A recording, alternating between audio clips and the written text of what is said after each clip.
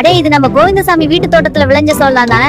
என்னடா உடம்பெல்லாம் வெள்ளையாகி பஞ்சு மிட்டாய் மாதிரி மாறி போயிருக்க? ஹலோ மிஸ்டர் பழனி, நான் இப்ப சாதாரண சோளம் இல்ல, ஐ ஆம் பாப்கார்ன், பியூர் பட்டர் பாத் எடுத்துட்டு வந்திருக்கேன். பார்த்தா தெரியலையே, ஏதோ பழைய சட்டையை கழட்டிட்டு புது சொக்கா போட்ட மாதிரி இருக்கு. இது மேக்கப் இல்ல தம்பி, இது டிரான்ஸ்பார்மேஷன். நீங்க எல்லாம் வெயில்ல காய்ஞ்சி கருவாடா தொங்கிட்டு இருப்பீங்க, நாங்க அப்படி இல்ல.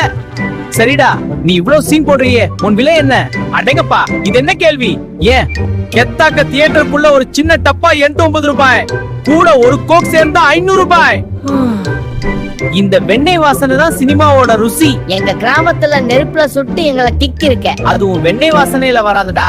உன்னை 800க்கு வாங்கிட்டு வர்றவன் கடைசில அந்த டப்பாவுக்கு அடியில இருக்குமே கொஞ்சோண்டு உப்பு, அதையும் விடாம நக்கிட்டு தான் போவான். சரி சரி, ரொம்ப பேசாத. இதோ ஒருத்த வரான், என்ன குப்பையில போட போறான் போல. அடுத்த பிறவிலையாவது மறுபடியும் சாதாரண சோளமாவே பறந்துடுறேன்.